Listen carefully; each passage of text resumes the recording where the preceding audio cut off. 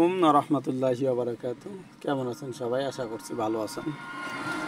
তো এই যে কারেন্ট বিলের কাগজ, মাত্র বিদ্যুৎ বিল দিয়ে আসলাম। ঠিক আছে, বিদ্যুৎ বিল অফিসের মতো প্রতারণা আর কেউ করে না।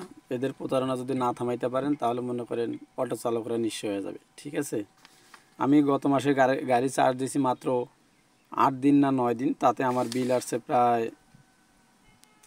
8 দিনে আমার বিল আসছে হচ্ছে 1300 টাকা। আর আমি এর আগে আরও মানে 4-5 মাস আগে, এই 3-4 মাস থেকে মনে করেন আমার গাড়ি ভালোভাবে চার্জই দেই না। আমি অন্য অন্য কাজে বিজি থাকি, চার্জ দিই না, কোনো দিন দেই না। তারপরে আমার 2800, 3000, 3200 টাকা বিল আসে। আর এর আগে আমি রাতের 8টায় দিতাম, সকাল 8টায় খুলতাম, বা সন্ধ্যে 6টায় দিতাম, সকাল 7টায় খুলতাম, এরকম দিতাম। তারপরে আমার বিল আসতো 2200 টাকা, 2000 টাকা, 2100 টাকা, 1700 টাকাও বিল আসছে আমার। ঠিক আছে, এখন আমার বিল এরকম আসতেছে। তো আপনারা বলবেন যে বিল আসলে বেশি আসার কারণ ব্যাটারি খারাপ। আমার ব্যাটারি তো ভালো আছে আলহামদুলিল্লাহ, খারাপ নাই। এখন এরা এক রকমের প্রতারণা করে। ঠিক আছে, যে প্রতারণা আপনি সহজে ধরতে পারবেন না সাধারণ মানুষ বিদ্যুতের। আর একটা কথা বলে রাখি, বিদ্যুতের সাথে জড়িত কিছু দালাল আছে আপনার এলাকায়, দেখবেন মোটর সাইকেলে চড়ে ঘোরে, স্যারদের সাথে, অফিসারদের সাথে ঘোরে। এদেরকে যদি ধরে ইচ্ছা মতো বাটাম দিতে পারেন তাহলে মনে করেন আপনি ঠিক আছেন। আপনার মিটার মনে করেন খুলে নিয়ে গেছে, আজ দেবে কাল দিবে, আপনার টাকা নিছে, এভাবে দিবে বলতে দিয়ে না। ঠিক আছে, আসলে কথা হচ্ছে মায়ের ওপর কোনো ওষুধ নাই। মাল লাগবে ইচ্ছা মতো, তাহলে মনে করেন ঠিক আছে। এখন 1 নাম্বার কথা হইতেছে এই, আপনার মিটারে আপনি খেয়াল রাখবেন ভালো করে, কোন মাসে কত ইউনিট থেকে কত ইউনিট উঠলো কারেন্ট বিলের কাগজের সাথে মিলে রাখবেন। এটা হচ্ছে 1 নাম্বার কথা।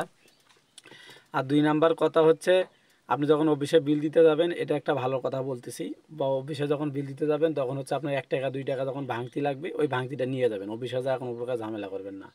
আর অফিসে মনে করেন যত প্রকার প্রতিবাদী আপনি আছেন, আপনার আগে যদি কেউ বিল দেয় আপনি কিছু বলতে পারলেন না, কিন্তু আপনি যদি আরেকজনের আগে বিল দেন তাহলে মনে করেন প্রতিবাদে সেরা সে, তার মতো প্রতিবাদকারী আর কেউ নেই। অথচ বাইরে কত অন্যায়, কত দুর্নীতি, কত কিছু হচ্ছে, এই জায়গায় সে প্রতিবাদ করার সুযোগ হবে না।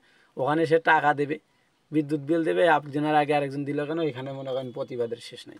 ঠিক আছে, তো এরকম প্রতিবাদক অনেক আছে। তা আপনাদেরকে খেয়াল করে বলি, এরকম প্রতিবাদ করবেন না আপনারা। দরকার পড়ে আরও একজনকে আগায় দিবেন, যার সুবিধা হবে একটু। ঠিক আছে, সবাইকে না, মহিলা যারা আছে, যারা বৃদ্ধ আছে, তাদেরকে আগায় দিবেন।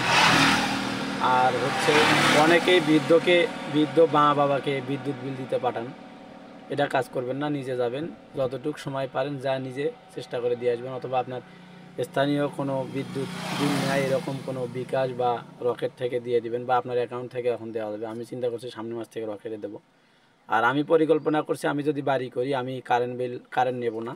আমার যতদূর চেষ্টা সাধ্য আমি সোলার সিস্টেম করে আমি চালাবো ইনশাল্লাহ।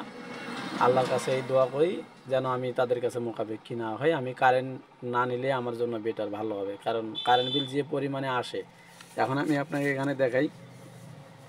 ঠিক আছে, 35 ইউনিটের দাম 7 টাকা 59 পয়সা করে আসছে। ঠিক আছে, মানে আপনার সর্বনিম্ন 5 টাকা করে ইউনিট ধরছে। এত টাকা পরিমাণ যদি ইউনিট হয় তাহলে মনে করেন আমরা আর করতে পারবো না। একটা লোকের এমনিতেই 100-150 ইউনিট ওঠে। আপনার মনে করেন একটা কথা বলি, আমি মনে করেন 100 ইউনিট যদি চালাই তাহলে মনে করেন 60টা ভাগ হয়ে গেলে মনে করেন 1000, 1500, 2000 টাকা বিল আসতেছে। ঠিক আছে, এভাবে আসলে চালা সম্ভব নয়। তো যাই হোক, যতটুকু বললাম আপনারা মানলে মানবেন, না মানলে নেই। আমি আমার সমস্যাটা তুলে ধরার চেষ্টা করছি, আপনাদের সমস্যা আপনারা ফেস করবেন। ঠিক আছে, এটাই হচ্ছে কথা। তো ভালো থাকবেন। আর যারা চ্যানেলটি এখনও সাবস্ক্রাইব করেন নাই অবশ্যই সাবস্ক্রাইব করে দিবেন, আর যারা সাবস্ক্রাইব করছেন তাদেরকে অসংখ্য ধন্যবাদ।